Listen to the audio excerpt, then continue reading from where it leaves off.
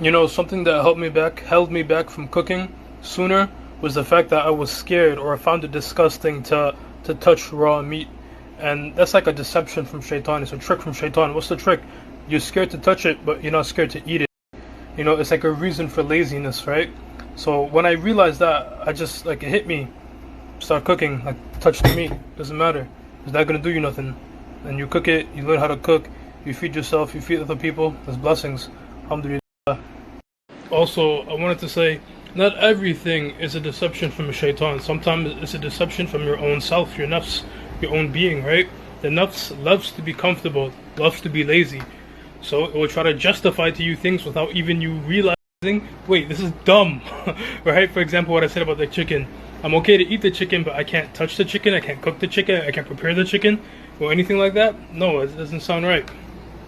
In addition to that, cooking is an amazing skill, and unfortunately it has been looked down upon by some people.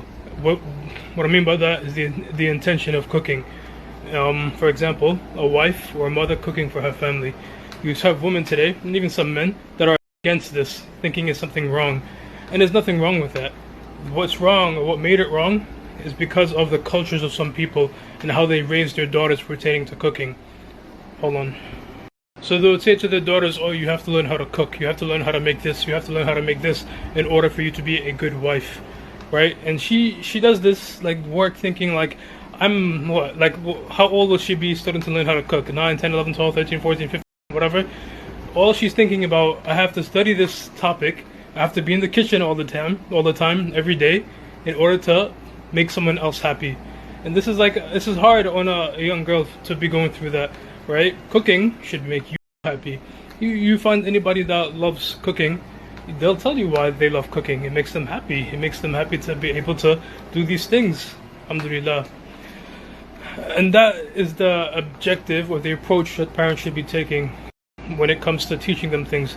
They shouldn't be, focusing them on, a single-minded track where it has to be for this, something like this. No, there's benefits in cooking. Alhamdulillah, and there's a lot of benefits in cooking. Hold on.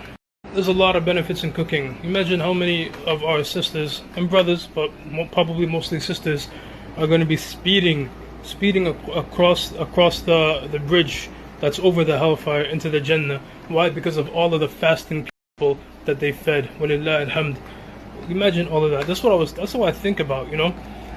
People they take these things and make it a big deal. Up until today, in our time, the people have to go to the ulama and say, oh, do I have to cook for my husband? Do I have to cook for my children? Do I have to do this? Do I have to do that? And you know what? That makes me so sad. It's like, what's the point of you getting married and starting a family? Why are you bothering the scholars with these things?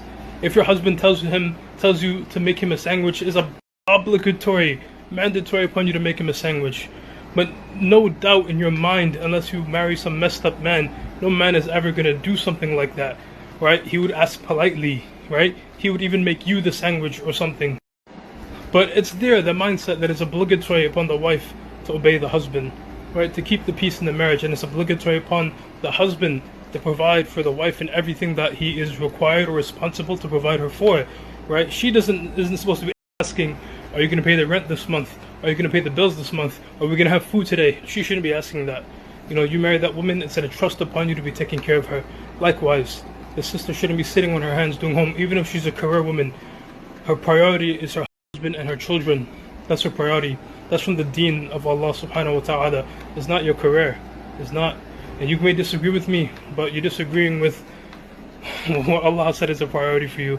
What the Quran and the Sunnah says is a priority for you. Barakallahu fikum. And I read this from Asim in her book of Secrets to a Successful Marriage. She said it.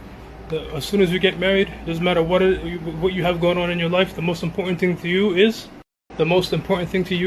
your husband and your children, your family, and taking care of them. That's how it should be. And it's unfortunate today, a lot of sisters, they neglect their own children for their career. It's weird. It's so weird when I hear these things. Like, the children are being raised by nannies, being raised by boarding schools, being raised by, they go to school 8 hours a day, they come home to another teacher another 4 or 5 hours, and they don't see their parents except for a couple of hours a day. They don't sit with their children, nothing like this. or they treat their children in a very professional manner. I see these things and I find it to be weird. Anyways, I'm going off topic. Cooking. Cooking should be something that you do for Allah's sake, first and foremost. Imagine all of those blessings that you obtain for cooking every single day. Alhamdulillah. Alhamdulillah. And this goes back to everything. Doing the dishes, cleaning the house, husband and wife. You know, a man goes out to work, do it for the sake of Allah. It's an addition to what you do for your family of blessings. Sheikh Abu Muhammad, may Allah sustain him. You guys know Abu Muhammad from Islamic University of Medina. I heard in a recording that he said, anything that you do that's not for Allah's sake is deeds wasted away.